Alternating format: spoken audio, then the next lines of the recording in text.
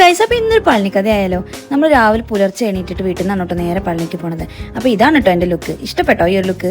അങ്ങനെ റെഡിയായി ഞങ്ങൾ എല്ലാവരും കൂടെ കാറിലാണ് കേട്ടോ പോകുന്നത്.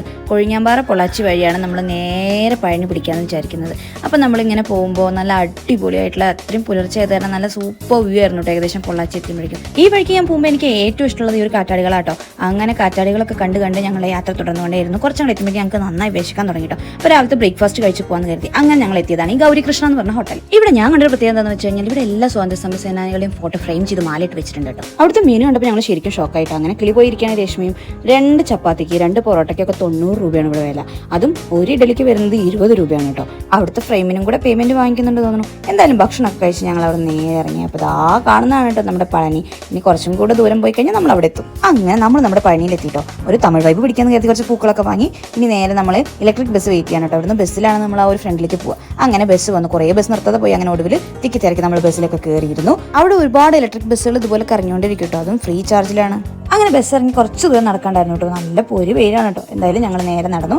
അങ്ങനെ നമ്മൾ നമ്മുടെ ഫ്രണ്ടിലെത്തിട്ടോ. ഞാൻ ഏകദേശം ഒരു 2 വർഷങ്ങൾക്ക് മുന്നോട്ട് ഇവിടെ വരുന്നത്. അതുപോലെ നല്ല ഇപ്പോൾ ഒരുപാട് മാറ്റം സംഭവിച്ചിട്ടുണ്ട് കേട്ടോ. ഇപ്പോൾ അമ്പലത്തിനുള്ളിലേക്ക് മൊബൈലൊന്നും അലൗഡ് അല്ല കേട്ടോ. പിന്നെ ഞങ്ങൾ സ്റ്റെപ്പ് വഴിയായിരുന്നു കയറിയിട്ടുണ്ടായിരുന്നത്. ഈ ഒരു വെയിലത്തത് ഒരു ഭയങ്കര എക്സ്പീരിയൻസ് ആയിരുന്നു കേട്ടോ.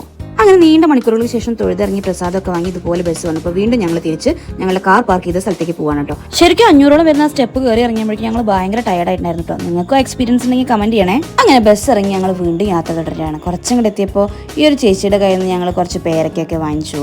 അത് കഴിഞ്ഞപ്പോൾ ഇതുപോലെ കുറച്ച് പൂള ചിപ്സൊക്കെ വാങ്ങിച്ചു. അങ്ങനെ വീണ്ടും കാറ്റാടികളിലെ ഈ വഴിയിലൂടെ തന്നെയാണ് കേട്ടോ തിരിച്ചുള്ള യാത്ര. എന്തൊക്കെ പറഞ്ഞാലും എത്ര പ്രാവശ്യം കണ്ടാലും ഇത് ശരിക്കും പറഞ്ഞു കഴിഞ്ഞാൽ രസമുള്ള കാഴ്ച തന്നെയാണ് കേട്ടോ.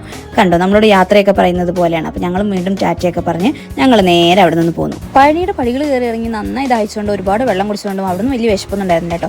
ഏകദേശം പാലക്കാട് എത്തുമ്പോഴേക്കും ഞങ്ങൾക്ക് നല്ല വിശപ്പ് തുടങ്ങി. പിന്നെ നല്ല പൊരിച്ച കൊയിൻ്റെ മണം കൂടി ആകുമ്പോൾ വിശപ്പിൻ്റെ കാര്യം പറയണ്ടല്ലോ. അങ്ങനെ ഞങ്ങൾ ഇവിടുന്ന് ഓർഡർ ചെയ്തത് നല്ല ചിക്കൻ ചില്ലി നെയ്ച്ചോറായിരുന്നു കേട്ടോ. ക്വാളിറ്റിയുടെ കാര്യത്തിലും ക്വാണ്ടിറ്റിയുടെ കാര്യത്തിലും യാതൊരു കോംപ്രമൈസും ഉണ്ടായിരുന്നു കേട്ടോ. നല്ല അടിപൊളി ഫുഡായിരുന്നു. അങ്ങനെ ഫുഡൊക്കെ കഴിച്ച് ഞങ്ങൾ നേരെ വീട്ടിലേക്ക് പോന്നു. അപ്പോൾ വീഡിയോ ഇഷ്ടമായ കമൻറ്റ് ചെയ്യാനും സബ്സ്ക്രൈബ് ചെയ്യാനും മറക്കില്ല. എന്നാൽ പിന്നെ അടുത്ത വീഡിയോ കാണാം. ബൈ.